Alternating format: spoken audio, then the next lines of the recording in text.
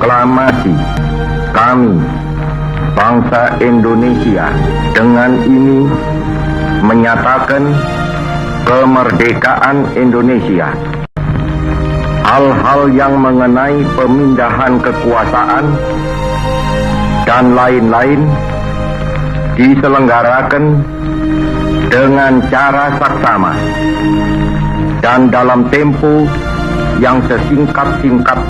Nah, yang pertama yaitu periode awal kemerdekaan. Periode awal kemerdekaan ini dimulai dengan proklamasi 17 Agustus 1945 ketika Soekarno-Hatta sebagai Dwi Tunggal memimpin upaya mempersatukan bangsa dan mempertahankan kemerdekaan. Undang-Undang Dasar 1945 kemudian menetapkan sistem presidensial di mana presiden memegang kekuasaan eksekutif penuh demi stabilitas negara yang masih darurat. Namun, perkembangan politik mendorong keluarnya maklumat 3 November 1945 yang membuka pembentukan partai politik dan menggeser Indonesia ke sistem parlementer.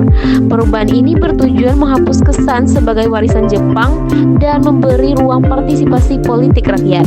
Akibat peralihan tersebut, kabinet menjadi bertanggung jawab kepada KNIP, bukan presiden, sehingga kekuasaan negara bergerak dari terpusat menuju lebih demokratis dan partisipatif. Periode yang kedua yaitu periode demokrasi liberal. Pada tahun 1950, Indonesia kembali menjadi NKRI dan menetapkan Undang-Undang Dasar Sementara 1950 yang menggunakan sistem parlementer.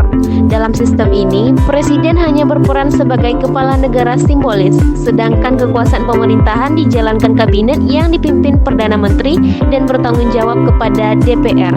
Periode ini juga ditandai dengan multipartai, di mana banyak partai dengan ideologi berbeda menyebabkan fragmentasi politik. Karena kabinet harus mempertahankan dukungan DPR, konflik antar partai membuat pemerintahan tidak stabil. Akibatnya terjadi 7 kali pergantian kabinet, mulai dari kabinet Natsir hingga kabinet Juanda. Dan setiap kabinet memiliki program berbeda serta umur yang pendek. Ketidakstabilan ini menghambat konsistensi kebijakan.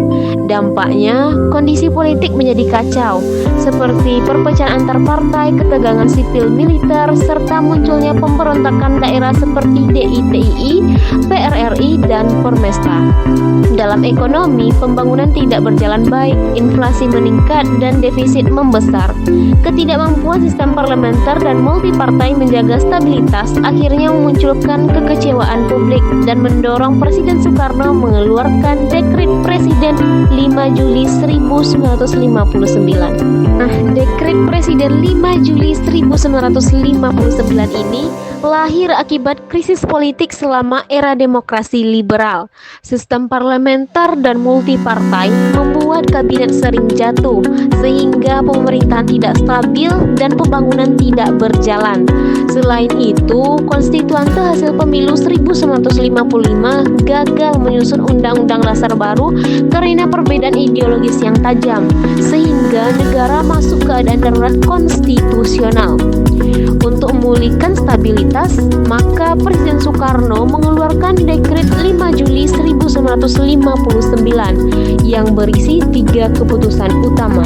Yang pertama yaitu membubarkan konstituante, yang kedua yaitu memberlakukan kembali Undang-Undang Dasar 1945, dan yang ketiga yaitu membentuk MPRS dan DPAS sementara. Nah, periode yang terakhir yaitu periode demokrasi terpimpin. Pada periode demokrasi terpimpin, Soekarno mengembalikan Undang-Undang Dasar 1945 dan memusatkan kekuasaan di tangan presiden. Ia membentuk kabinet gotong royong yang berisi berbagai golongan, tetapi seluruhnya berada di bawah kendalinya langsung. Lembaga negara seperti MPRS, DPRGR, dan DPAS diisi melalui penunjukan presiden, sehingga fungsi perwakilan rakyat melemah. DPR hasil pemilu 1955 dibubarkan, dan MPRS kemudian menetapkan Soekarno sebagai presiden seumur hidup. Untuk merangkul berbagai kekuatan politik, Soekarno kemudian mengusung konsep Nasakom, yaitu nasionalis, agama, dan komunis. Namun praktiknya memperkuat posisi PKI. Sementara militer yaitu ABRI juga mendapat peran politik yang kemudian menyebabkan menyebabkan terjadi rivalitas tajam antara PKI dan ABRI. Dalam politik luar negeri, Indonesia juga semakin condong ke blok timur dan mengadopsi sikap anti-barat yang kemudian diperkuat oleh kerjasama dengan negara-negara sosialis. Ideologi negara difokuskan pada Manipul Uzdek yang dijalankan oleh GBHN, sehingga menjadikan seluruh kebijakan harus sejalan dengan garis politik presiden dan makin menjauhkan Indonesia dari demokrasi konstitusional.